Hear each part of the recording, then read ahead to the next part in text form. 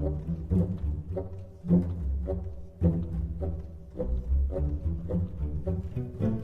folks, Justin here, and welcome to Heroes of Skyrim. I'm rolling up my sleeves because it is time to crack open 100 packs of cards.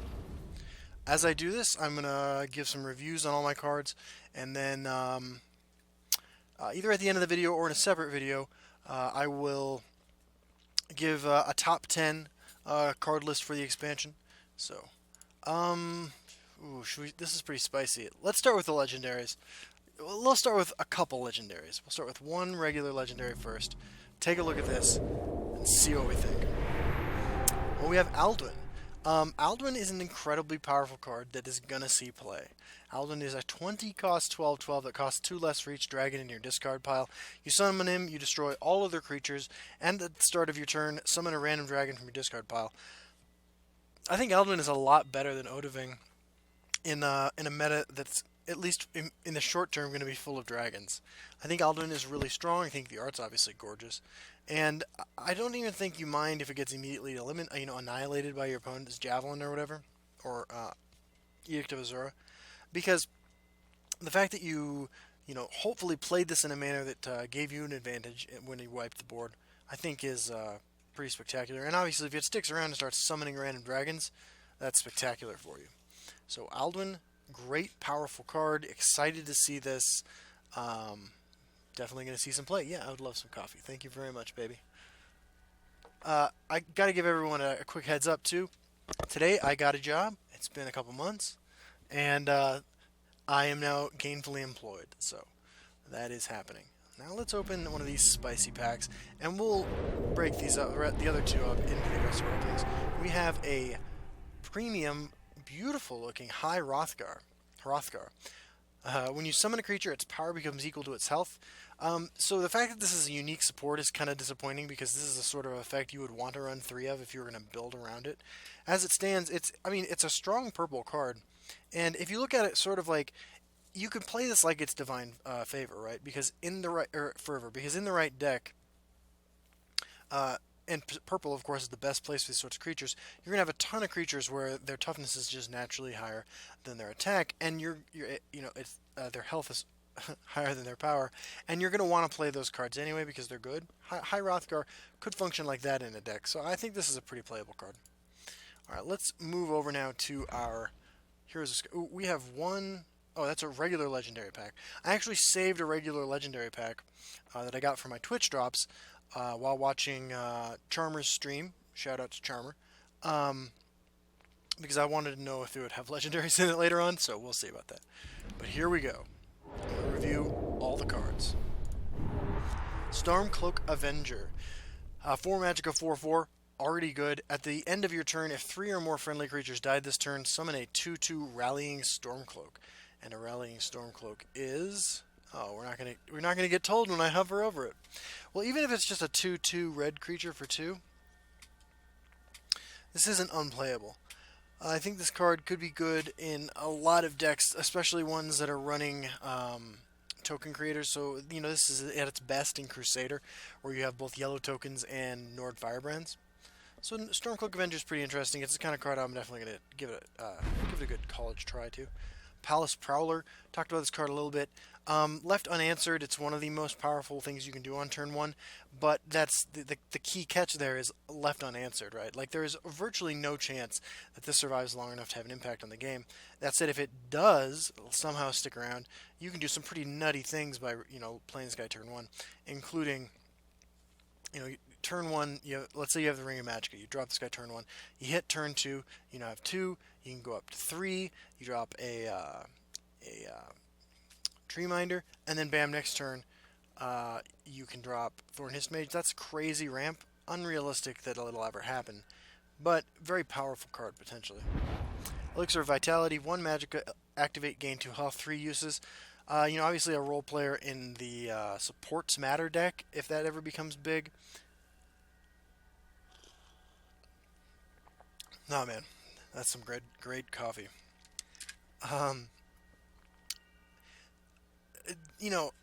Kind of debatable how powerful this card is. Like, as far as Magicka investment goes, it's better than Healing Potion, both in terms of cost and the amount of health gained. That said, like, it doesn't have Prophecy. You can only gain 2 a turn. So I think they're pretty comparable in terms of how much they actually function. If anything, I think Elixir Vitality is a little weaker. Shieldbreaker, 2 magic, a 2/2, summon an enemy creature, loses guard. This card is really powerful. It's the first of the cards that cause things to lose guard that I think is playable in a competitive constructed format. I think especially right now where a lot of people are going to be trying to play larger defensive creatures so they can get to their massive, fun dragons. I think Shieldbreaker is really good. Yeah.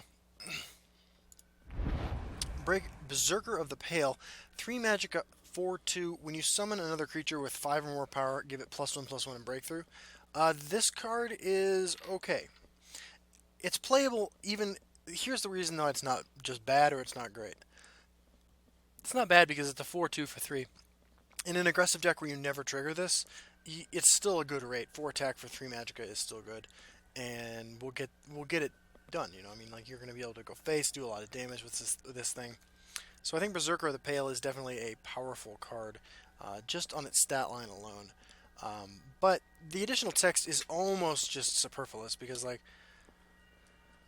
there are definitely decks where you're going to get a trigger off this and give breakthrough to something, and then you're going to cast Unstoppable Rage on that creature that has breakthrough now and win the game. That said, I'm not sure how many creatures with 5 power or more you're going to want to run in the same deck as a card that is a 4/2 for 3. I mean, look at the mid-range life gain Crusader, the Fantastic Fours list that I ran to a top 50 finish, by the way, in the latest Gauntlet. If you that deck runs a 4/2 for 3. It runs Eastmarch Crusader.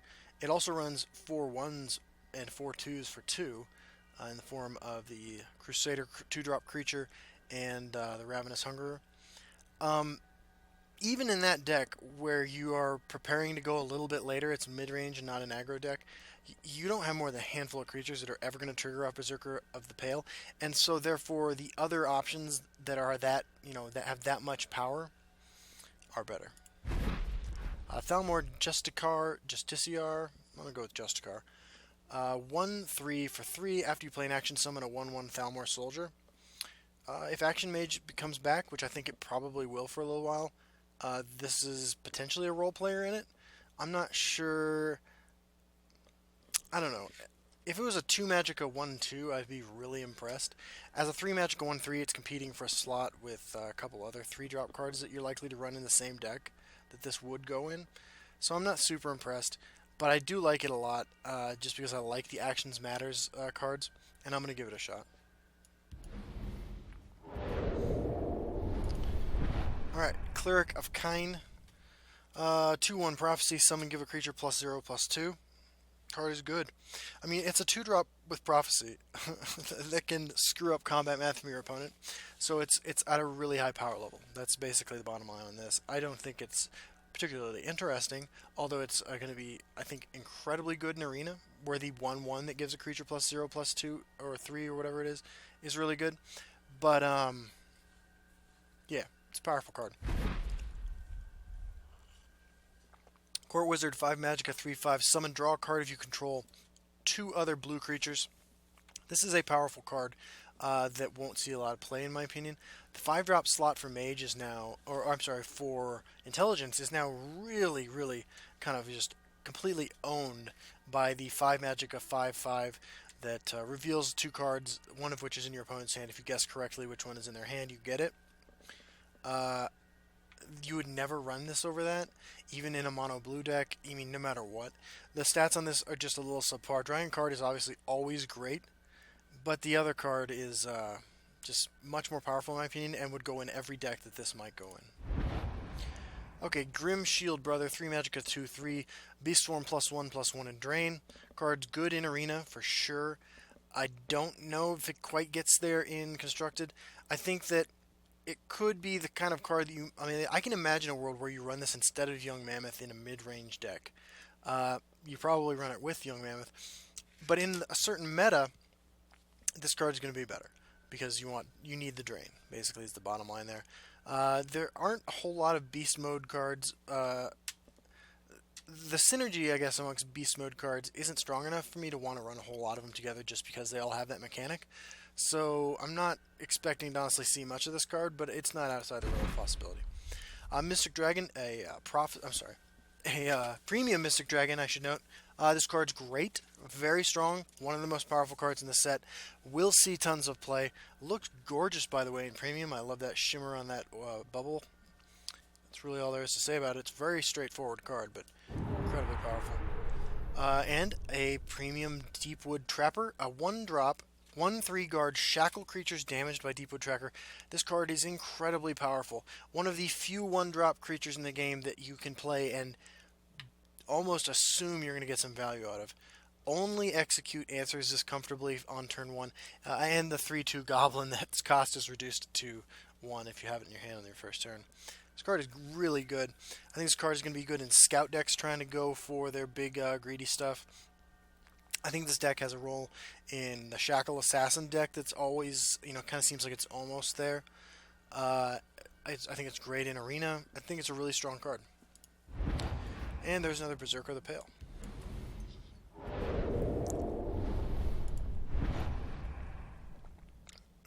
Inspiring Stormcloak. Last gasp, summon a 2/2 Rallying Stormcloak in each lane, 4 magic, a 2/2.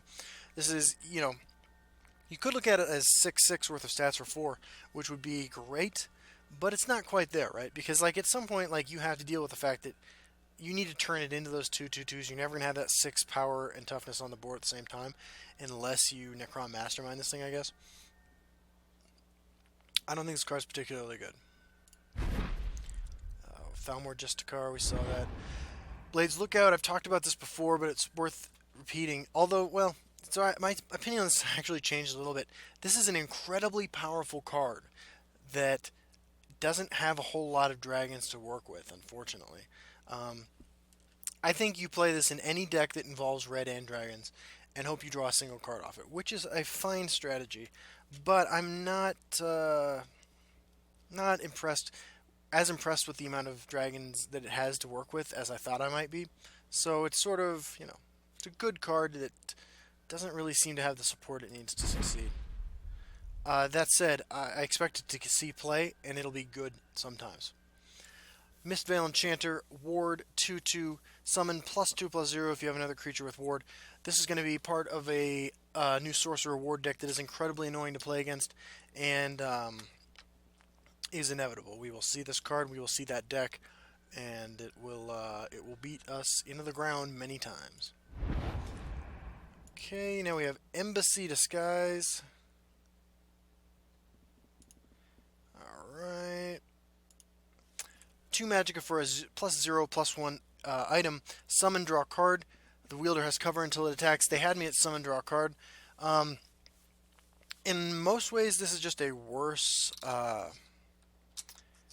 version of the endurance equipment that gives +0/+3 and draws a card for 2. But the fact that the wielder has cover until it attacks allows you to potentially do some degenerate things, like give your Trebuchet cover forever, give your Murkwater Shaman cover forever, give your, I don't know, how deep you want to go with this, but give your Devaith Fear cover forever. That's a thing.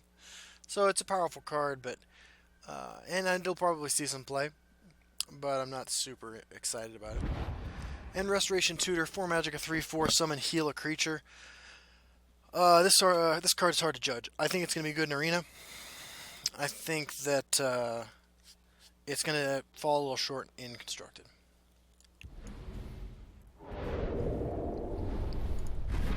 Mystic Dragon we have talked about. Shieldbreaker we have talked about. Woodland Lookout. So unlike the 3 Magicka 3/3 in red that draws a card when you summon a dragon, there are actually, in my opinion, a lot more decks that are running green that are going to play a lot of dragons than there are that are running red. They're going to run a lot of dragons. And I think those decks would love to gain 4 health every time you play a dragon. I think Woodland Lookout is a very strong card, will see play, and the 3/4 for 3, it's just a really impressive stat line, so it's a good card. Candlehearth Brawler, 2/5 charge guard. Somewhere there is an old 1/5 charge creature that is crying itself to sleep. This card is really strong in Arena, where you can almost guarantee a 2-for-1, and at 4 cost isn't necessarily going to come down too late to mop some stuff up. I think this card is deceptively powerful. Also a killer card to combo with Ring of Imaginary Might. I don't expect it to have much constructed application.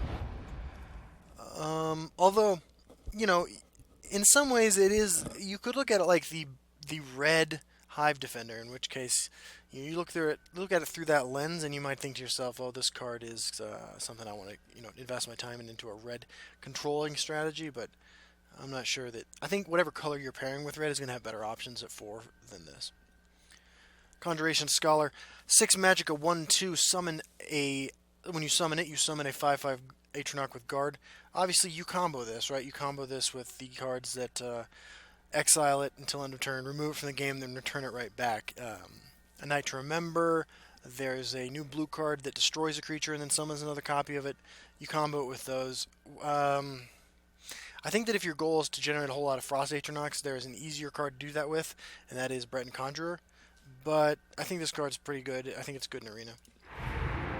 Oh, and Jazargo. So, Jazargo is a 3/4 for 4. The first Khajiit intelligence card, by the way. Someone put an experimental scroll in your hand. I believe that costs 4 and can do 3 different things. It kind of randomly happens. 1, it can do 5 damage to both players. No, okay.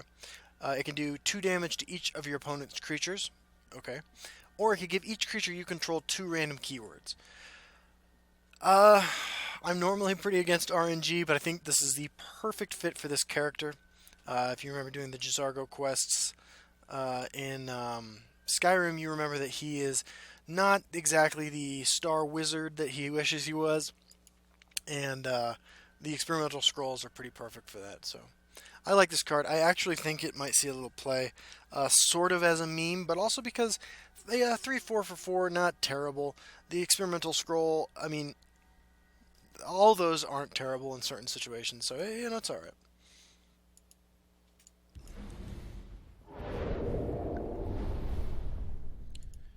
Okay, let's open some more cards here. Hit and run, 4 magic, draw 5 cards, discard your hand at the end of your turn.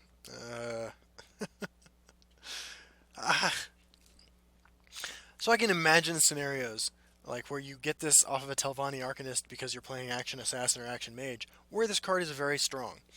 None of those decks run red. That's my thoughts on that. 2, Cleric of Kine, we've already seen that card. Snowhawk Detachment, 5 magic, a 3/5 guard, summon, +1/+1 if you have another creature with guard. So if you have another creature with guard, it turns into sort of a Hive Defender. Hive Defender is great because of the 6 toughness, not because of the 3 attack. And getting an extra attack isn't worth 1 extra Magicka. I don't think this card's particularly good, although it has a role to play in a guard-heavy deck that runs Watch Commander. Dragon's Fury, deal 3 damage to a creature and 3 extra damage for each friendly dragon. Card is, if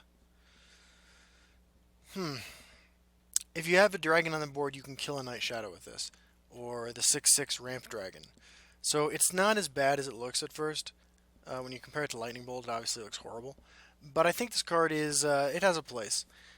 I don't think it will see a lot of play, but I expect it to see a little play.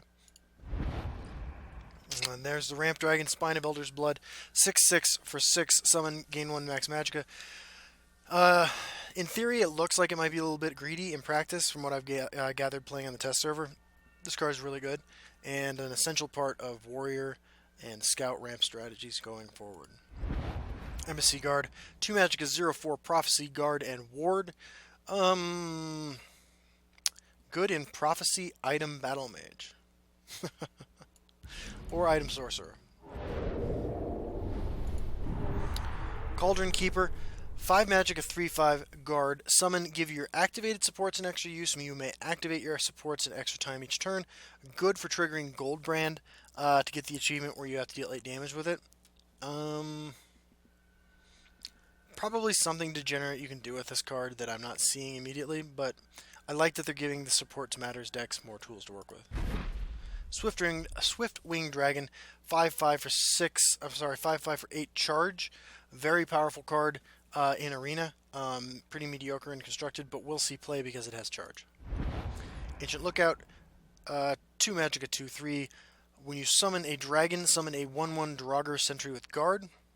Powerful card in a deck that doesn't really exist. Unlike the 3-drop green card, which is a 3/4 for 3, this card is too small to make a huge difference. I could be totally off about this card's power level. The fact that the tokens have Guard does really interest me, but I'm just not super excited about this card. I will probably end up trying it out, but I think it's only going to be reasonable in Scout probably, and even then, I'm not super excited about it. Elixir Vitality we've talked about. Scout's Report, one of the best cards in this expansion. You should run this in every single Scout deck you play. Scout in particular is full of cards like Murkwater Witch that you may not want to draw past turn 20. This tosses it in the yard. Kind of synergizes with Alduin because you can throw a dragon in the yard and decrease Alduin's cost by 2. That came up in a game I played on the test server. And also, I lost that game by the way, but it did let me cast Alduin. Yeah, I mean, it's a incredible card. There's no reason not to run it. Palace Prowler we have talked about. Alright, I didn't mean to open that one, but we'll take it. Paralyze, 0 Magicka, shackle an enemy creature. Another huge role player in the Assassin Shackle deck that we haven't really seen perform super well. Although, you know, in the hands of good players, it has. Not super jazzed about playing it myself, although I will. And, yeah. If Curse didn't exist, this would be a great card in Action Assassin. But Curse exists. That said, there are definitely metas where this is better than Curse. Archer with the Cutpurse, with the Skulk is not that deck because Curse synergizes so well with some of those cards that Archer runs. But powerful card in the right situation. Ulfric Zealot, 4 Magicka, 5/2. Last Gasp. Put a Heavy Battle Axe into your hand. Heavy Battle Axe is a +4/+1 4-cost item. This card is great in Arena. Absolutely great in Arena. Don't think playable and constructed. Whiterun Protector, 5 Magicka, 4/4. Beast Mode, +2/+2. Guard and Regenerate. Competes in decks for the spot that Preserver of the Root takes, and I think Preserver of the Root is always better. Because we didn't see enough payoff for the Beast Mode cards to be worth running as a collective. Unrelenting Force. This is the Strength, the Red Shout series. 3 Magicka, level 1, summon an enemy creature with power 3 or less. Level 2, unsummon an enemy creature. Level 3, unsummon all enemy creatures in a lane. This card I think is better than it first appears. The first 2 levels are worse versions of Cast Out, but the last version is insane. An absolutely devastating tempo swing. And if you played Magic, you know how powerful effects like Upheaval are. This isn't exactly Upheaval, but it's as close as you can get in this game, and this card could be really powerful. Dova of the Voice. Last Gasp, put a random shout into your hand, 7 Magicka, 6/4. I think this card's better than it looks. I think this card's pretty good in Arena, although not great, because for 7 Magicka, you kind of got to compare things to the Swamp Leviathan. But it's a good card. It's a good card in as far as the value it gives you. I don't know why you'd play this constructed over some of the other options. Maybe as a one-of in Scout, this is interesting, but... Raging Horker, 2 Magicka, 1/3, beautiful artwork. That's actually my mugshot. And it says, when Raging Horker takes damage against +1/+1, one of the several new neutral, cheap neutral cards that are going to be good in Arena, unlike most of the cheap neutral cards that we have now. But I think that as far as constructed goes, there are better options in every color. Circle Initiate. 2 Magicka, 2/2, Prophecy, Beast Form, +2/+1. I've talked about this card before. This is, in my opinion, the red Daring Cutpurse. I think this card is really strong, and I think it will see a lot of play. Revealing the Unseen, 3 Magicka. Put 2 random actions into your hand. Very powerful card. Worth pointing out, too. 3 out of the 4 times I cast this on the test server, it gave me a Nest of Vipers, which is crazy. Um, you know, you can debate the merits of getting two random actions in your hand, but the truth is we've already had this sort of thing on a three costed card before that has seen a lot of play, Telvanni Arcanist, and that card hasn't broken the game. For some reason, it feels less offensive than other forms of RNG often does. Uh, it will see play. It's a good card. Ghost Sea Lookout. 3 magic of 4/2. When you summon a dragon, Ghost Sea Lookout gains Ward. I think this card is deceptively strong. I think this card will see play. I don't think it is good enough to like build an archetype around, but it's definitely a role player in certain decks. And I think Mage in particular is a color combination where you're likely to see a lot of dragons. And even though it competes for a spot with Daggerfall Mage, the truth is it really doesn't compete for a spot with Daggerfall Mage because Daggerfall Mage is just a better card. But I can imagine a world where you run this Daggerfall Mage and Cunning Ally as 9 3-drop cards, and you sort of warp your curve a little bit to create that effect. But there's just the ability to trade into a 4 toughness creature with this card, and if it had a ward, it's just too hard for me to not imagine it being good. Okay, we've talked about Dragon Plate Armor. Dragon Plate Armor is a 4 magic item that gives +2/+2 summon, +2/+2 if you have a dragon in your discard pile. Dawnbreaker. It's obviously I haven't worked in a couple months because my first day of work in forever and I'm exhausted. Dragon Plate Armor is not great. A conditional, no summon ability that impacts the board version of Dawnbreaker is not a card that I'm going to play. Dawnbreaker barely makes it into most willpower decks, even though it's a really, really, really strong card. Dragon Plate Armor is in every respect worse.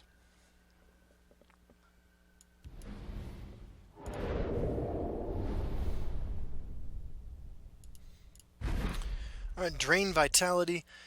This is the Green Shout series. Level 1, give an enemy creature -1/-1. Level 2, give an enemy creature -2/-2. Level 3, give all enemy creatures -2/-2. I think this card is really good. I think this card belongs in Action Assassin. I think this card belongs in Scout. I think this card might belong in a Control Monk kind of deck. I think in Archer you probably have better things going on, but I could be mistaken. I think that it's a strong enough card that you might want to consider it in Archer. This card is good. You will see this card on the ladder. Charis, not quite as reapish as his big brother, but still, a role filler in Arena. There's really not much else to say about that. Horned Helm, 3 Magicka, +2/+3 item. Not a lot to say about this either, and this is not a good card. Mistveil Enchanter we have talked about. Greybeard Mentor, summon, draw a random shout from your deck. 4 Magicka, 2/2. I've kind of reversed my thoughts on this since I first commented on it, because it turns out there are only 5 shouts, 1 for each color. And so while you can, well, they're not as. I think the purple shout has the ability to be incredibly impactful. I think that the yellow shout is really powerful. That said, I don't think you want to run Greybeard Mentor to grab him. It's not unfair to compare this card to Elusive Schemer. Elusive Schemer obviously has a lot more things going for it, but it also doesn't draw a specific card from your deck. You could use Greybeard Mentor to effectively run 6 copies of your shout cards, and if you had a really great combo that you wanted to run with those shout cards, and that combo probably involves the yellow shout or the purple shout, then Greybeard Mentor would be great in that deck. I don't know that deck exists. It might. And Skyborn Dragon, 6 Magicka, 7/3, summon, battle an enemy creature. Battle means that the 2 creatures deal damage equal to their power to each other. This is the Red Piercing Javelin. This is the best way to look at this. Or the Red Piercing Javelin that can work like an execute if you'd like it to. An execute that leaves you a 7/1 dragon. Howdy folks, Justin here, and we are back to opening packs. I fell asleep yesterday after my first day at work at my new job. Was just really exhausted and didn't get to finish this. So let's open some packs, talk about some new cards.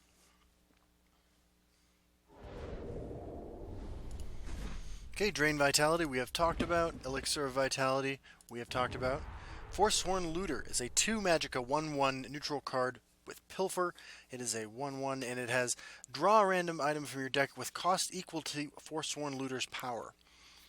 So this is obviously something you could experiment with in a Gardener of Swords deck, for instance, as a trying to think of a way to get this up to 4 power so you can pull out a Tome of Alteration. Unfortunately, that requires an item that gives +3 power, whereas Tome only gives 2. You know, I'm not super high on this card, but as with any card that does this sort of thing, toolboxes out specific cards, tutors them from your deck, it's only, as playable or unplayable as the cards you can pull with it. So this is a card to keep your eye on in the future for sure, but I'm not quite sure it's there yet. I haven't really run the numbers to know for sure. We have Monk Strike, a new rare action in green-yellow monk colors.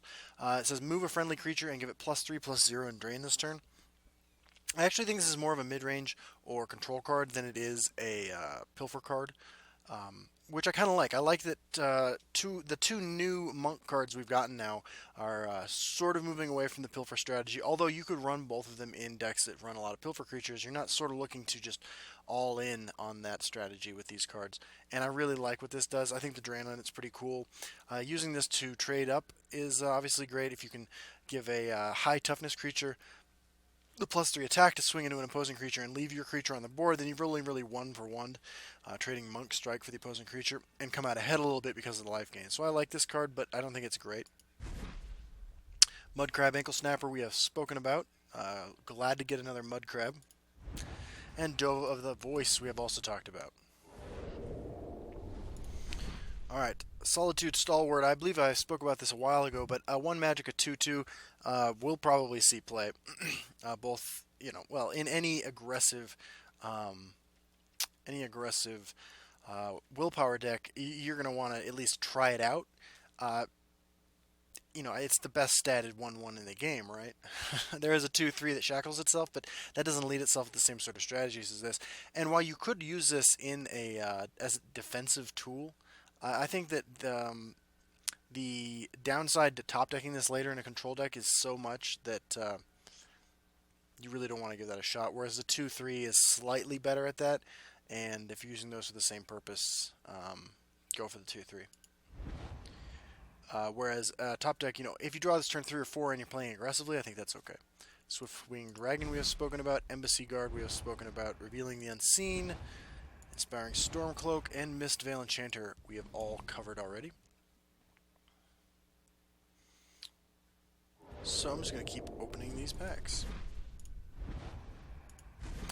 Glass Helm of Remedy, I guess I haven't gotten to yet. This is a 4 magic, a +0/+4 summon, you gain 4 health. Outside of... Well, okay, so the dream is that playing a deck with the guard creature that you're using to slow down or stop an aggressive, assault, you throw down the Glass Helm of Remedy, and you get a massive creature that, in Fantasyland they can't remove, and you start to gain some life back, translating that card advantage you got from having a rune or 2 broken into staying power while recouping the loss of health. I don't think it's realistic that you're going to actually want to play this card. I think that if you're looking for that sort of effect on your guard creature, the best example of that card being playable is the Endurance, the purple item that gives +0/+3, and you draw a card, because I think drawing a card is a lot more useful than health almost every time. Winterhold Illusionist is another one we have not discussed. It's a 5 magic, a 3/3. Summon another creature, disappears, then returns at the end of the turn. So this blinks a creature in Magic the Gathering parlance. You use this to reset creatures who have been damaged, and you use it to re-trigger their summon abilities. So I think this is a good card. I think this is a really good card. I think playing this on an Iron, for instance, is amazing. The Mage Legendary, Unique Legendary. I think that there are a lot of cards that this is really good on, and compare it just, for a second to the Dragon Mask item from this set, the new item, that is like a 6 Magicka card that re-triggers a creature's summon ability. This is much more powerful. Like, it does come back at end of turn, so like you can't use it on a charged creature, but you can't use the item on a charged creature either. And this leaves another body behind, and it costs less. So if you're looking for this sort of effect, this card is where you're going to want to get it, and I think this card is very strong. Okay, Devour is a 4 Magicka, destroy a creature with 4 power or less, and give its keywords to a random dragon in your hand. So it's worse than lightning bolt most of the time, right? I mean, except against ward creatures, and then you would be granting your dragon's ward. But it's not great. It's playable, and it will see play, but I'm not super excited about it. Uh, it's the right time, I think, for this card to be released, on a design note, because I think that we're going to be trying to play a lot of bigger creatures, because it's the dragon set. But I'm not super excited about it. It is good, it is playable, and it will see play, but that's really about it. Fantastic card in Arena.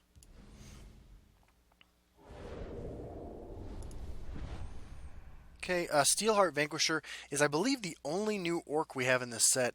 It's a 2 magic, a 2/2 slay friendly creatures, friendly orcs get +1/+1, and this card's not bad. You do have Dragontail Savior, which is a pretty great 2-drop in orcs, but the 2-drop slot was never the problem with orcs. It was the 3-drop slot. So having a better 2-drop, I mean by problem I mean having too many. Having another 2-drop playable orc, when sometimes you're running stuff like Windkeep Spellsword in your orc decks, I think is pretty cool. The ability, it's okay. You're almost certainly going to be trading it in, one for oneing yourself with this, and then having a little bonus to the orcs you have on the board as a benefit. You can combo it with the 3 Magicka orc that gives a creature +1/+1. So you have a 3/3 orc on turn 3, which might do a better job of slaying and surviving, including itself. So if you pull that little combo off, I think you could do pretty well, but it requires a pretty specific setup. I do like that card, though. Vigilant Estendar, no text, but a 5/2 for 3. I mean, it's an arena role player. It's a lot of attack for 3 power, but I don't think this is likely to see constructed play. Ancestors Battle Axe, I did speak about it in a video, but just to go recap real quick, this is a lot more powerful than it looks. +4/+4 for 7 magic is okay. I think that the fact that it gives a top creature your deck +4/+4 as well means that running this as a one-of in a mid-range or even a more aggressive deck is a pretty good investment. Turning any creature in your deck potentially into a threat, because even a 1/1's coming out as a 5/5 then, is pretty useful. You don't really ever want to have multiples of these, I don't think, but some experimentation is necessary, but this is a very powerful card. Call of Valor, what needs to be said, this is a remarkably powerful card. 3/3 for 3 is playable, and then every subsequent Call of Valor is just incredible. 2 3/3s for 3, great. A lane full of 3/3s, also fantastic. This card will see play. Elixir Vitality, and Berserker of the Pale. We have discussed those already. Okay. Unrelenting Force. Gloom Lurker. We have not touched on Gloom Lurker. This is a 3/1 with Prophecy for 2. Summon and give a creature cover. This is a powerful card and will see play. I mean, it's a cheap, aggressive Prophecy creature, which already puts it into the realm of cards that will see play. This card is going to be good in Archer. It's going to be good in Assassin. And, yeah, I mean, what else needs to be said, really? It's a 3-attack creature with Prophecy. It will see play. It's good. You can combo the cover granting ability to a creature you want to use Unstoppable Rage on later or something like that, or a card you really need to keep alive that ended up in the field lane. I like this card. Lean on Arms I touched on in another video, but setting a creature's power and health to 1 is powerful, but then you have to remember that Mummify exists, which sets it to 2/2. And removes Last Gasp abilities and stuff like that, and has Prophecy, and costs 3. So Lay Down Arms is, while a powerful effect, a lot less impressive when you consider that Mummify exists and sees very little play. Victorian Commander, 6 Magicka 3/3. I've given this more thought since I first saw it. This is a very powerful card, turns every creature in your deck into a threat, and obviously in multiples is completely insane. I mean, it's a very straightforward effect. It's a new effect, granting abilities to creatures in your deck, but it will see play.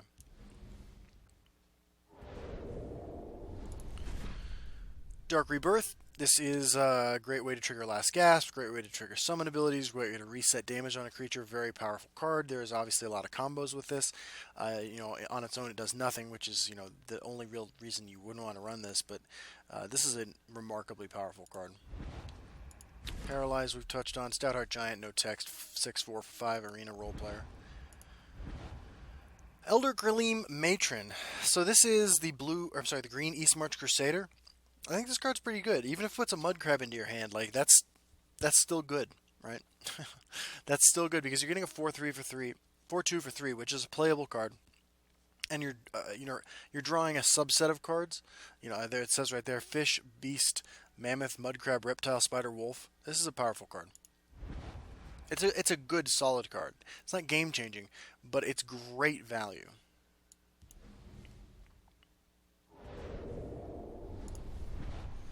Archer's Gambit, incredibly powerful card. If you caught the video where I was testing an Archer deck on the test server, you saw that the remarkable value I got on this off of this just on a Goblin Skulk. I mean, the obvious combo with this is Pilfer creatures and lethal creatures, both of which get great use out of this card. This is an amazing card, and we'll see play. Cleric of Kind we've talked about. Night to Remember. This is another one of those reset a creature, trigger their summon abilities again type cards. Doesn't trigger their last gasp, and it does shackle your other creature for what that's worth. So you're not going to get a double use off of a charged creature, for instance. But very powerful effect. We'll see play. Grim Shield Brother I've touched on. It's relatively easy to trigger Beast Form. So if you ask yourself, is most of the time a 3/4 with Drain something I want to play? That has the most of the time being that when you're playing from behind or against a life gain deck, I suppose, this card is going to be pretty terrible, and it's an awful top deck if your opponent has you've already broken all your opponent's runes. I think it's still a pretty powerful card. I think it's really good actually in Arena, but I'm not super excited on it. Talked about that and talked about that. Crack open another one here. Talked about that. Talked about that. Okay, Battle Mage's Onslaught. Put a random action, item, and creature into your hand. So I have to say, like, design-wise, not super excited by this card. Not really happy with this card, because the random action, item, and creature is just a huge cluster of randomness that I don't really enjoy. And part of the reason that I play this game is because there's so little of it in the game in general. But I mean, there's no denying that this is a very powerful card. It draws 3 cards. An item, an action, and a creature for 4 magicka. Can be used to refuel in a controlling deck that it doesn't mind burning a lot of its resources to take control of the board because it can refuel so efficiently with this card. Because, if you run enough removal, you can win the game with a Mud Crab, right?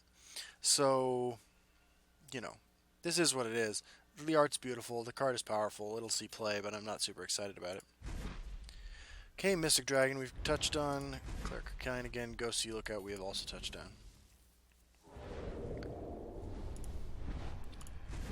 Okay, these are all cards we've seen. Revered Guardian, I don't know if we mentioned in this video, but 4/4 guard for 4 is a fine role player in Arena, and if they're in need of dragon synergies, perfectly reasonable and constructed. 4/4s for 4 with guard have existed before and not seen a lot of play. And Move in Shadows, a new 0-cost move. This is a particularly aggressive one, right? Because it moves back at end of turn. Using this to make a favorable trade is not going to be the primary purpose of this card. I think the primary purpose, the best way to get value out of this card, is to take a creature from the Shadow Lane. Bury your creature in the Shadow Lane, have your opponent throw something in there to contest it, and then drive it on over to the Field Lane for a swing, and then move it back to the Shadow Lane again so it can't get swung into. But it's a good card. And it costs 0 magicka, which is relevant for a couple reasons.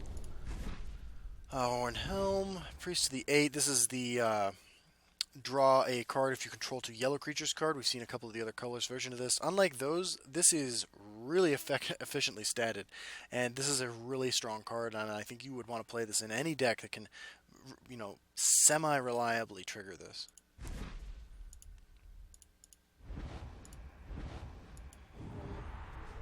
Okay, so this is the Werewolf Lord, the Beast Mode Lord. When it flips, it becomes a 4/4, and all of your other werewolves get +1/+1 on top of it. Like I've touched on, I don't think the investment in the deck space investment that is necessary to run this many werewolves is particularly worth it. But if you're going to, you're obviously going to want to play this card. Arcane Enchanter support whenever you draw an item, give it a random keyword. You can experiment with this in Item Sorcerer, obviously, or Item Mage, or something like that, Item Battle Mage, even. I don't like the idea of giving my items random keywords, honestly, because I, again, am sort of opposed to the whole randomness thing. But it's less offensive to me than the dragon that gives random keywords to everything in your deck, I suppose, simply because it seems like it's less impactful and will happen less often. It's reasonably costed for its effect. You know, it could swing a game. Giving an item charge is insane. Okay, we have new Shackle Dragon, 6 magic, a 6/4, summon Shackle an enemy creature. This card is busted in Arena, incredibly good in Arena, and probably good enough to see constructed play as well. Okay, we touched on all these.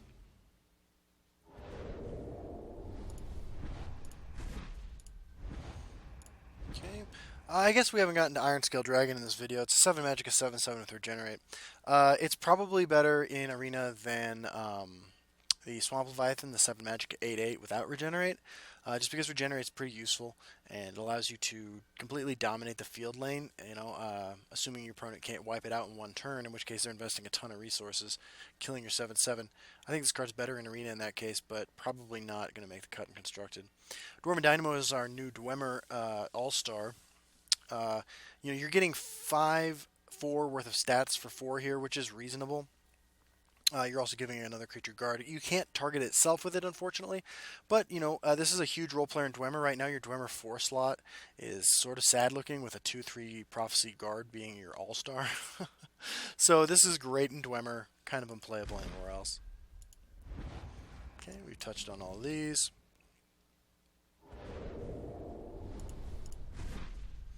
So Sightless Skulk is the green version of the draw card if you control 2 creatures from that color pairing. This is also really good. This is along with the green one. Really, really playable. 4/3 for 4. Playable. You know, the draw card thing's incredible. In most situations, you can look at this as almost being better than Leaf Lurker, right? Leaf Lurker is incredibly powerful because, I mean, yes, you can kill anything with it, but it's the base understanding of why it's powerful is that it is a 2-for-1 almost every time. You're getting a creature on board, and you're destroying a creature. And then you're probably going to trade your creature into another creature or whatever. Sightless Skulk does that for 1 less and draws you a card. But it's not as consistent, obviously, although I think that you could probably manage to trigger this most of the time.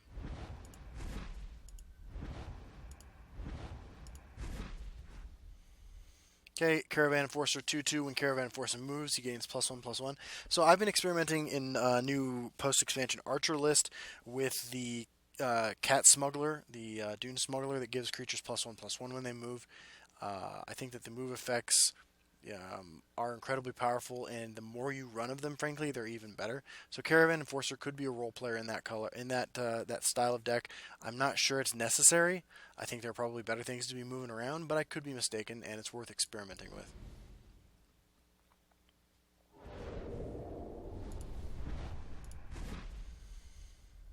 Okay, I guess I haven't mentioned this one. East Empire Crafter, 2/4 for 3. When you summon another creature with 5 health or more, give it +1/+1 in guard.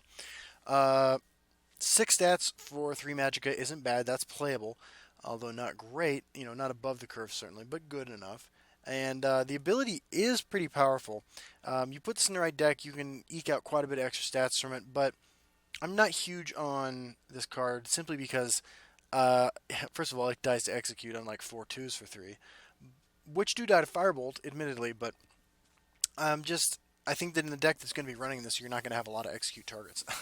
So the likelihood of this eating an execute is pretty high. I think this is pretty damn good in Arena. And I think it's good enough for certain constructed strategies, but I don't think it's going to be tier 1 or anything like that. But it's worth playing in some situations for sure. So this is the self-shackle 1-drop I was talking about. This has a role. That role is, well, okay. It has 2 potential roles. One is if you like a laugh and you want to play a meme deck, play the deck that runs a lot of purple cards and silences its own creatures, specifically Imprisoned Deathlord and the Siege Catapult. They 5/5 for 2. That requires a full lane. You can silence those creatures and have some pretty overstated, undercosted minions. Other than that, though, the real use of this card is as the ideal turn 1 play in a very controlling deck that wouldn't mind eking out value from this thing against an aggressive deck. Okay, we've seen all those.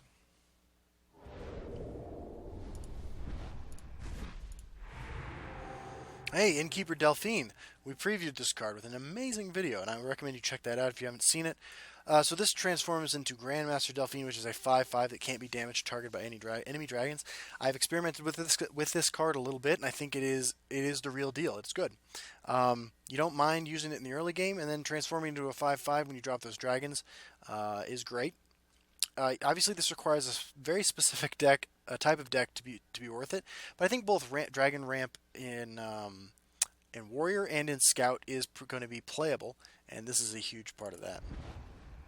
So Riften Pickpocket is a 2/2 for 4. It says summon when you summon, reveal 3 random cards from your opponent's deck, choose one and draw a copy of it. This is crazy powerful. This is, in my opinion, much stronger in most circumstances than a elusive schemer. I mean, elusive schemer can come back, but if it never does, this is better. And if elusive schemer comes back, it still might not be better because of the huge flexibility. I mean, the cards that you're choosing from are cards that your opponent thought were good enough to put in their deck.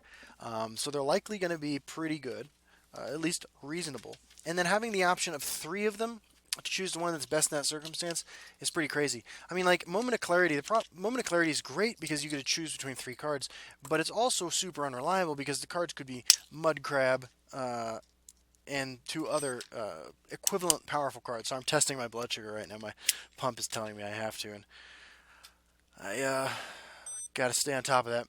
But Riften Pickpocket's a really strong card. The new draw cards, choose cards from your opponent's deck and put them into your hand or whatever thing that we've got going on in blue is super strong. This is not the most powerful example of that ability, but it is one that we'll see play. Mystic Dragon and East Empire Crafter.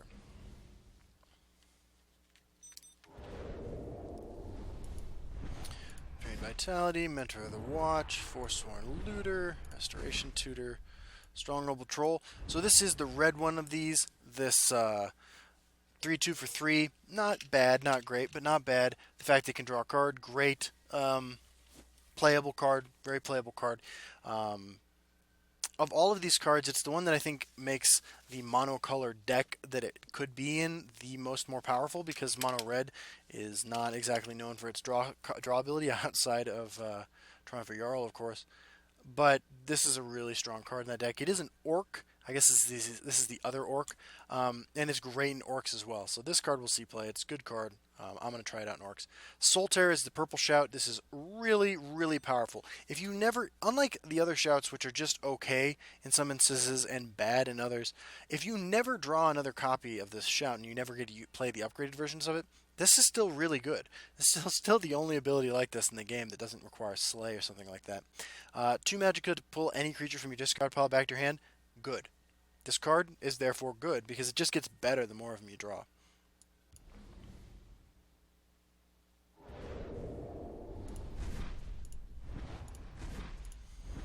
Okay. We got Ayla's Huntmate here for a card draw. This is Beast Mode, +1/+1 to draw a card. This card is good because it says draw a card, and it will see play. It's a very straightforward card, but expanding on Red's draw ability is scary. And there's another one. These both say draw a card. Okay, we've touched on all of these. So we're getting to the point now where we can just open most of these in peace and go about our business.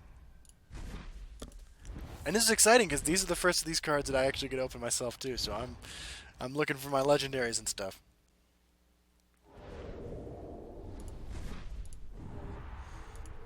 Hit and run.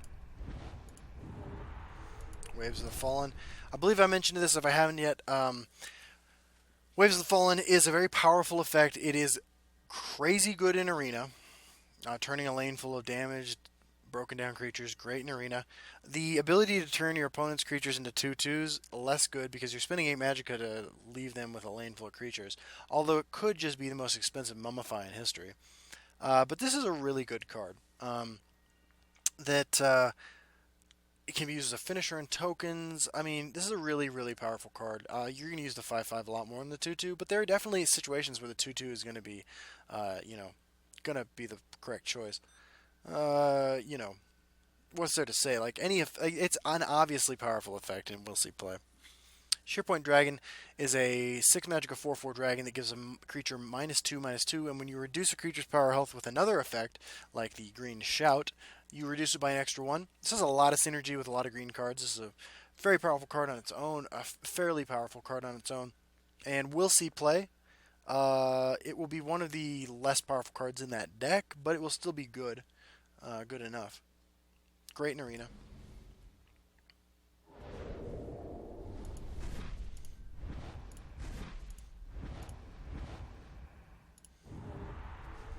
Frost Troll, not a lot to say about this card. This card's pretty bad. Its only function, really. I mean, like, it's not terrible in Arena, but it's not great. There's two things you want to do with this card, and the second is a subset of the first. And that first one is put equipment on it, and the second one is put Ring of Imaginary Might on it.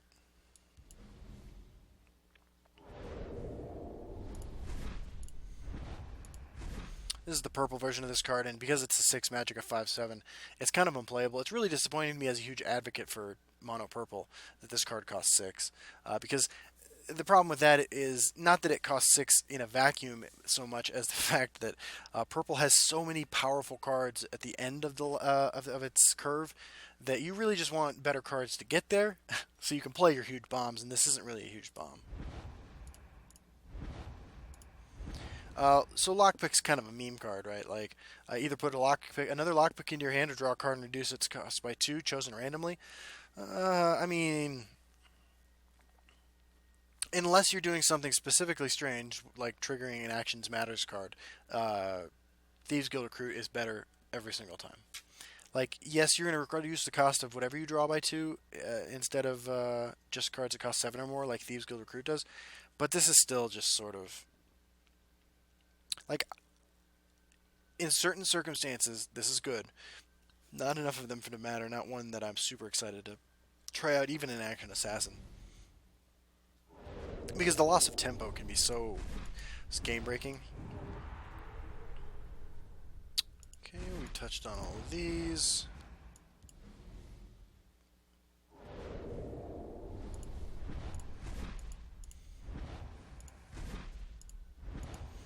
We do have a premium version of Fire Breath, which is pretty exciting.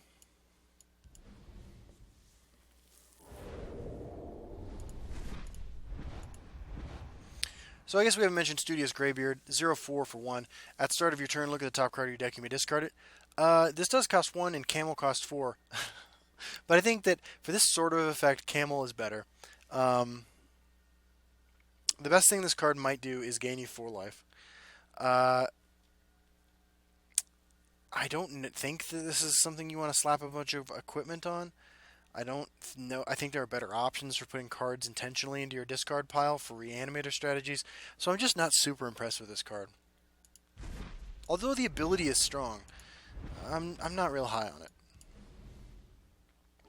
When we get to 60 cards, we will open our other 2...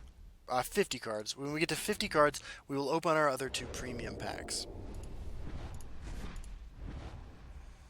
So Stormcloak Camp is one we haven't discussed, I don't believe. Ongoing support for 3 at the end of your turn. If a creature died this turn, deal 2 damage to your opponent. It's not bad. If you're going to reliably generate tokens, this could be your kill condition, although your tokens are also probably going to be a win condition in that case. But it's not bad. It will see play, I'm sure. So here's the Dragon Priest Mask we were talking about. I'm not super impressed with this card. The more I thought about it, I feel like running Close Call, for instance, the 0-cost return an action, or return a creature to your hand action, is already incredibly greedy in like Control Mage, Control Spell Sword. Dragon Priest Mask just feels even worse. That said, I anticipate seeing this card and playing against it from time to time, and would not be surprised if I was totally wrong about it. In certain metas, obviously, this is crazy. Like, not only do you get to retrigger your Manticora, but your Manticora is then bigger than your opponent's Manticoras, which can matter in those sorts of circumstances. And in other niche situations like that, I mean, I won't be super excited about that, but, like, I'm not real high on this card. Shadow Scale Partisan, I don't know if we talked about this, a 2/2 lethal for 3, which is already not bad. Not great, but not bad. +0/+2 if you have another creature with lethal. I can imagine a world where you build a creature with a ton of lethal creature, build a deck with a ton of lethal creatures, and then combo it with Archer's Gambit and the Quicksilver Crossbow, I think it's called. It seems a little goofy, but probably not terrible.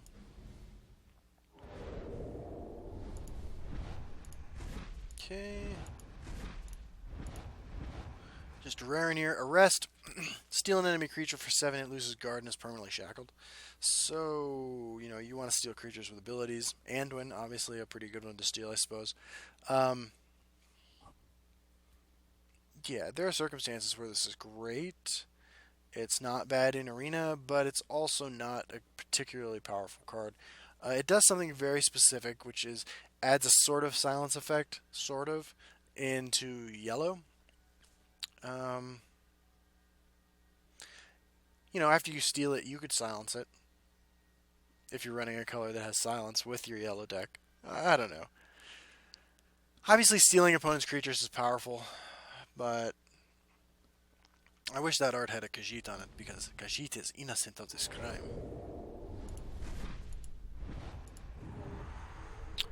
So Midnight Snack, you know, we've mentioned before in another video, but a 2/2 for 2 with Prophecy is not bad. I mean, Lurking Crocodile saw play before the expansion was released.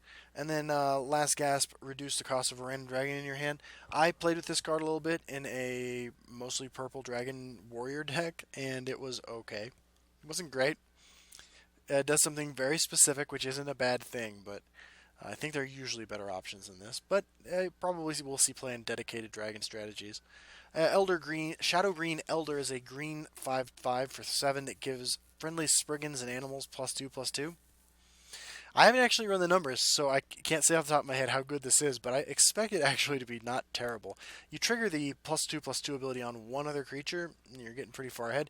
The magical curve is the green creature that summons a random animal, followed by this, so that could be good. Scene, Encumbered Explorer.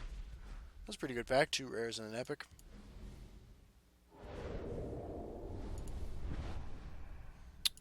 That's a beautiful card. I gotta say, the art this expansion is just incredible. 5 Magicka, 2/3 here. Insightful Scholar. Prophecy. Summon, draw a card for each card your opponent drew this turn. Usually better. Okay. Frequently better in a deck than Fate Weaver, right? Fate Weaver you can chain, and I did on the test server build a deck, an assassin deck with 50 prophecy cards in it, which wasn't great, but I mean it was, you know, it ran Fate Weaver. But so this will always draw a card if you prophecy it, and it will also draw cards, potentially multiple cards, if you're breaking opponent's runes on your turn. I don't know if you have room for a 5 Magicka 2/3 in that deck, but maybe you do, because, you know, you run Triumph Jarl, which is a 4/4 for 6 in some of those decks, but not all of them, it's worth pointing out. So this is a pretty powerful card. I expect it will see play. I'm not super excited about it, though.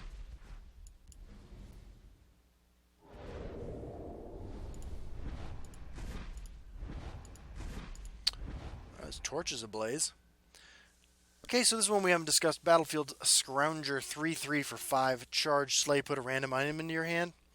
I'm actually really happy that this looks probably unplayable. I mean, it has charge, so it will see play, but it's not, I don't think, fantastic. Because I don't need my opponent getting random items. Plunder's from the classic set. We've been playing against Plunder for over a year now. God, I've been playing against Plunder for, yeah, over 13 months. Plunder was one of the monthly reward cards in closed beta, I think. But, yeah. Could be killer in Arena. If you get a survive combat with this and then swing again somehow in Magical Fantasyland and get another item, great. Charge combined with Slay is obviously very powerful because it dramatically increases the chances of you getting the Slay. Part of the problem with Slay creatures is that your opponent can just trade their own creatures in desperation, or just not put any creatures in the opposing into the lane to oppose that creature.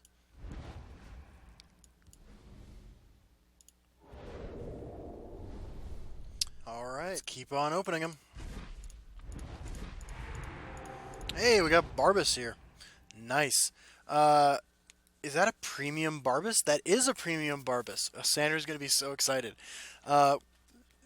Barbas is one of the few Elder Scrolls characters that Sandra could identify. She loves Barbas, and when I met with the guys at Direwolf, I told them I would love to see a Barbas card made. So I'm super excited to see this. This is a really flexible card. It's a 3/3 for 5 on its own, and you can choose that either give it +1/+1 in guard, so it's a 5 magic or 4/4 with guard. All right. You can put a random Daedra into your hand, of which there are many. Yeah, there are quite a few. Some of them are pretty good. Or you can give it charge, 5 magic, 3/3 with charge. So very flexible. You're giving up some raw power in terms of flexibility, although the random Daedra could turn out to be great. But I like this card. I don't know if it's good enough to play and constructed at high level, but I'm going to give it a shot. I mean, I put Shadowmere in a bunch of decks Shadowmere didn't belong in, because there's always that flex spot. So I'll give that a shot. We have Warrior's Fury, 3 magic to give a random creature and item in your hand, +2/+2. This I like. I like this a lot. If you don't have a creature and an item in your hand, I don't think this is great. And I don't know that Warrior is a deck that you frequently run a lot of items in, although Yakiniku parties, Doomcrag Vampire Warrior ran a couple, I think. I like that card. It's good, and it inspires me to actually build a deck that runs more items. Definitely one I'm going to take a look at.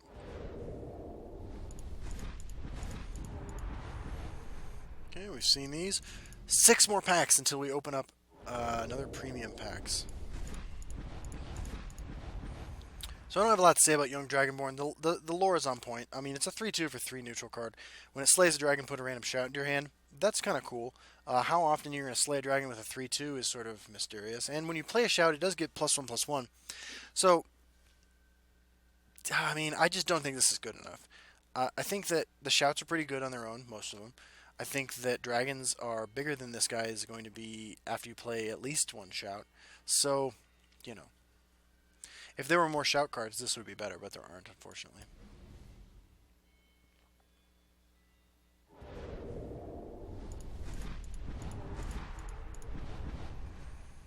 Cool. Another Young Dragonborn joins the fray.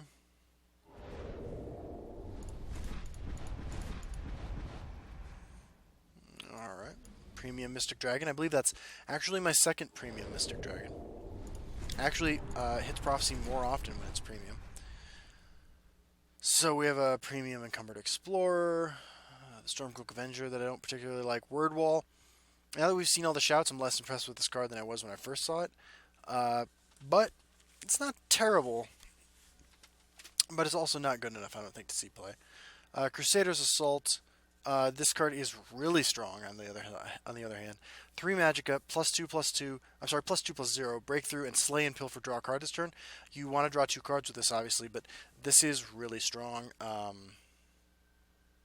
Just imagining a world where I give my 5 attack creature that's being opposed by a Hive Defender Crusader's Beautiful Assault for a turn, and drawing 2 cards and killing a Hive Defender. This is a good card. You want to, I mean, unless your creature survives, this is a 2 for 2, right? Because you're destroying an opposing creature and hitting them in the face. It's not always going to be a 2 for 2. Sometimes it's going to be worse. But the most likely outcome, in my opinion, feels like 2 for 2, because you want to break through a little bit of damage, draw a card, and your creature's going to survive, going to die. That's the most likely outcome, I think. Obviously, you can, jigger things around so that it doesn't work out that way, but this is still a really strong card. Anything that screws up combat for your opponent is great.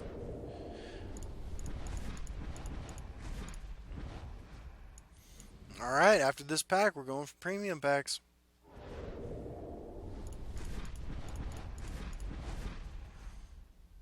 Cool. Alright, let's move on over here and crack open a regular legendary pack. Oh, we got another Barbas.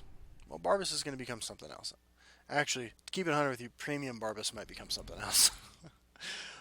Oh, and we have a regular legendary pack. I'm curious to see if these have updated cards. They don't. That's a Roaring Sentry. That's a reasonably powerful card that sees no play. Now let's get our premium legendary. Let's see what this bad boy is. Lydia.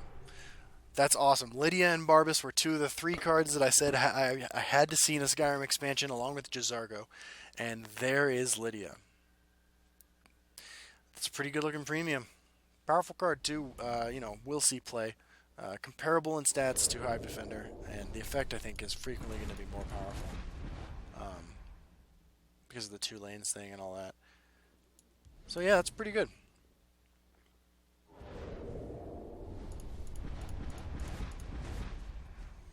Sorcerer's Negation, if I haven't mentioned already, is incredibly powerful.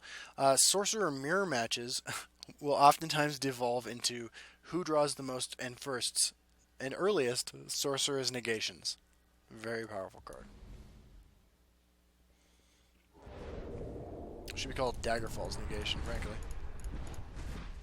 So speaking of these multicolor cards, another one comes up here. Assassin's Ritual, give a creature lethal award. This is a powerful card. It's because I think better in Arena than in Constructed, but I think it's going to see play in Constructed. Lethal Ward, obviously a great combo. If you have a creature opposing your opponent's creature, this is 3 magicka to destroy an enemy creature that doesn't have Ward. I like it. It's really strong, but it's also balanced. I mean, it's not broken, it's not overpowered. It's just good at what it does, and what it does is cost 3 to destroy a creature, and I like that. Wolf Cage. It's time for Wolf Tribal. Never thought I'd see another card. I thought this was sort of a... honestly, I thought that the Wolf Tribal card that already existed specifically to exist in the story mode of the introduction story, the introduction campaign of the game. So seeing another one is sort of funny. It's a 6 magicka support with 3 uses. Activate to summon an uncaged wolf with just a 2/2 creature. And when you summon it, gets +1/+1 for each other friendly wolf. So if you have no other wolves on the board and...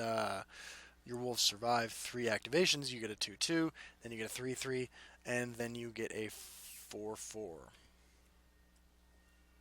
I mean, not bad value, I guess. It's pretty good in Arena.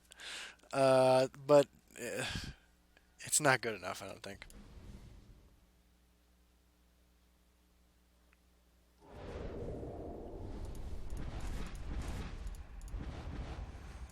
Cool. Plowing through now. We're plowing ahead with our pack openings. I'd like to play with these cards. And then the last thing we'll do in this video is Soul Trap.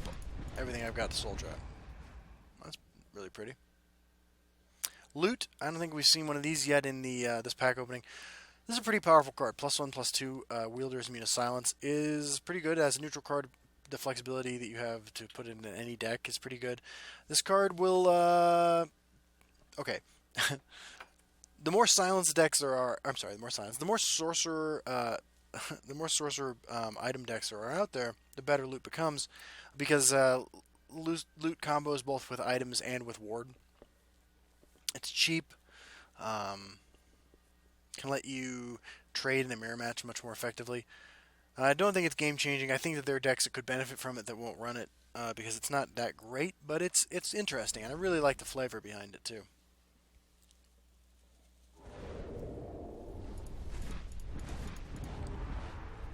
Shadowmaster 3/3 for 3. Summon, give a friendly creature cover. Your opponent can't target with actions until your next turn.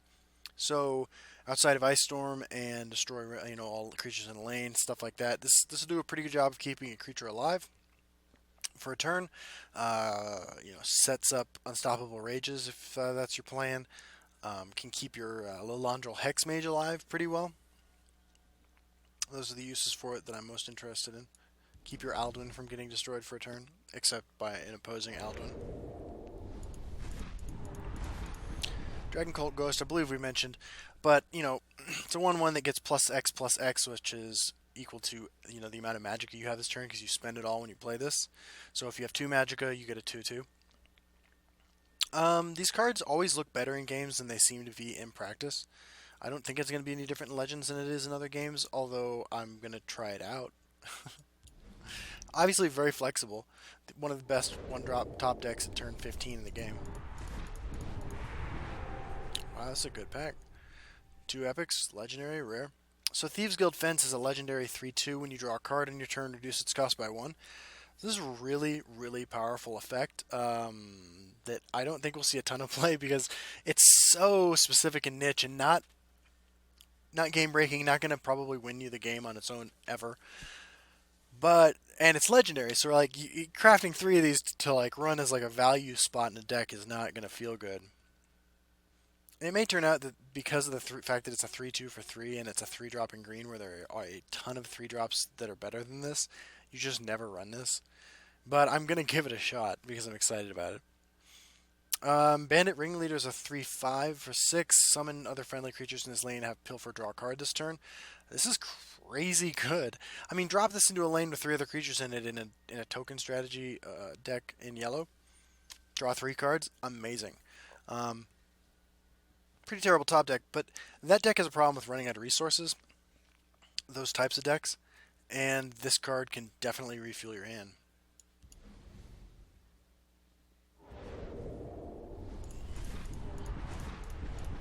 Barter. Funny. Trade a card in your hand for a random card in your opponent's hand. This card's best, perhaps only reasonable use is to trade away completed contracts from the Dark Brotherhood expansion.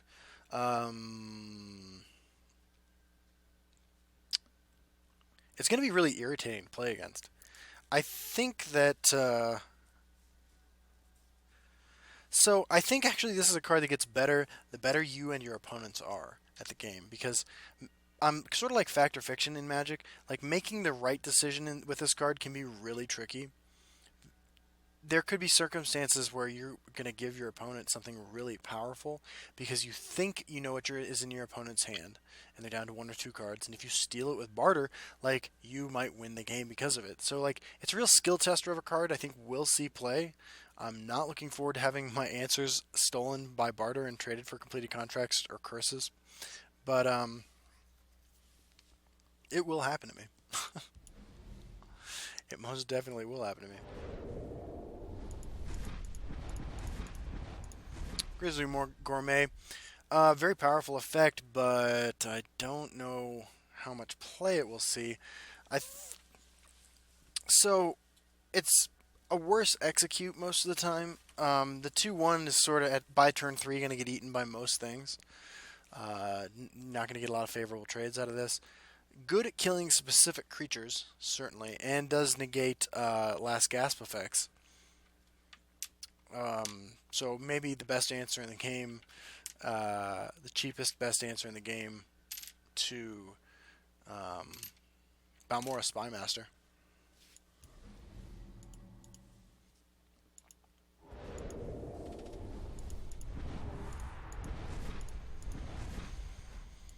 Okay, we're getting to the repeats. I need epics and I need legendaries.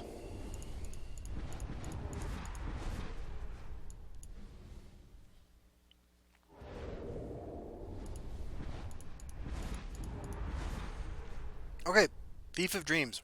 This is the top 10 card in the expansion for sure. Potentially top 5 when I do my final review of when I release my top 10 list. But Thief of Dreams, 5/5 for 5. You're gonna look at 2 cards. One of them is in your opponent's hand. If you guess right, draw a copy of it. Crazy powerful card. Crazy powerful card. Sort of a skill tester card too. It gets better the better you know the meta in your opponent's deck. This is just this is one of the most powerful cards in the game, without a doubt. Spell Sword Summoning is not one of the most powerful cards in the game, although it's going to be good in Arena. Summon a random 1-cost creature to each lane. Okay. You know, it does something. I'm not real high on this card. It also is not.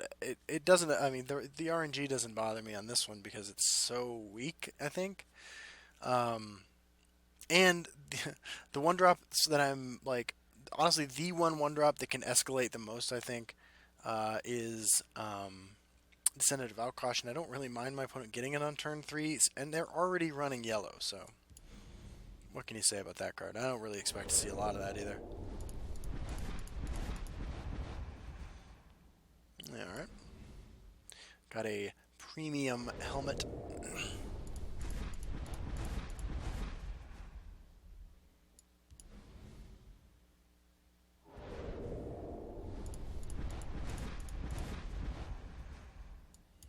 Groovy. We're getting there. My 100-pack opening.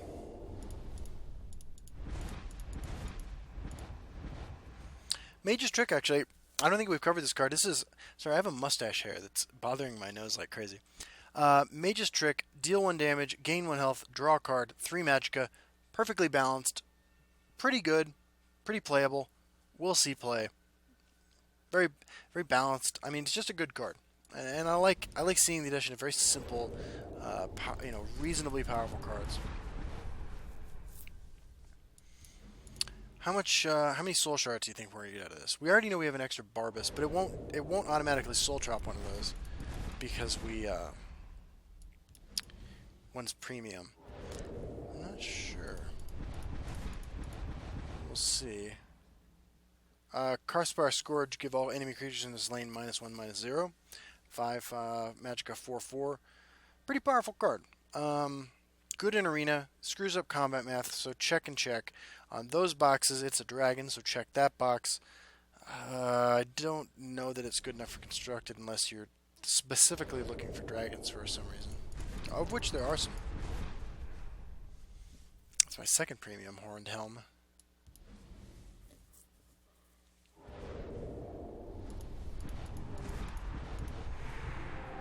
Hey, there's an Alduin. I don't know if we've talked about this. I think we did. But it's incredibly powerful. We'll see play. This is going to be all over the place. This is Odahving's new best friend. You run the two in the same decks. Well, any deck that you run Alduin in, you run Odahving in. You don't necessarily run Alduin in every deck that you run Odahving in, though. I think I said that right. Anyway, good card. Glad to get another Praetorian Commander since I'm going to play with 3 of those and some stuff.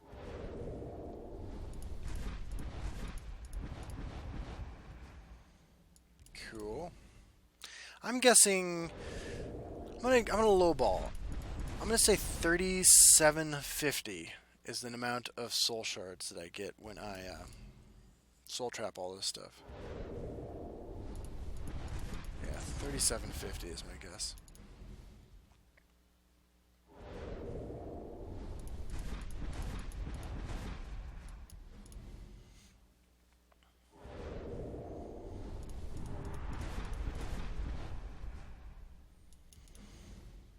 I think this is the longest stretch we've gone so far without seeing a card we haven't reviewed yet.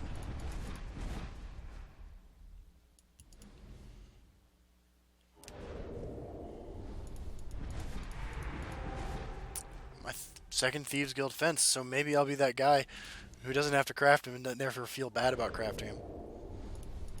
And tries it out in a deck. Okay, we're going on 10 packs without a repeat card. Or, I'm sorry, without a new card, with all repeat cards. That is a really good looking premium card. 18 packs left.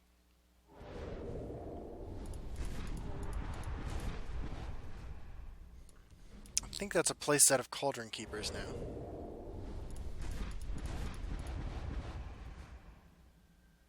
Oh, that is a premium one. Oh, that's really good looking. So the only premium card I had up to this point that I kept, premium cards I suppose, were a copy of the Night Mother that I got for the pre-purchasing the Dark Brotherhood, a copy of Golden Saint because I thought it was reasonably amusing to have a Golden Saint, and a copy of Spider Worker because it's a beautiful, beautiful premium card. I was all ready to instantly soul trap it when I took a second to look at it. I was just super impressed with it.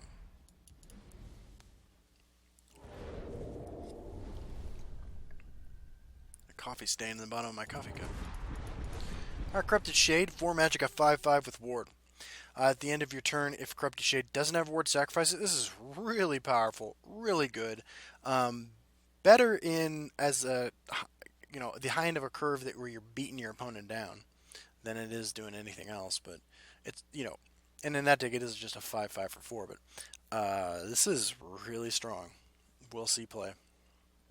A very straightforward card. The downside is sort of negligible.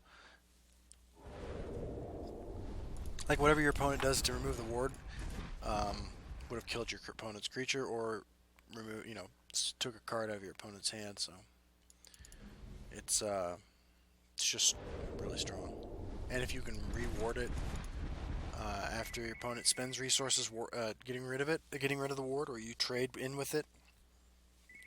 Even better, still really strong.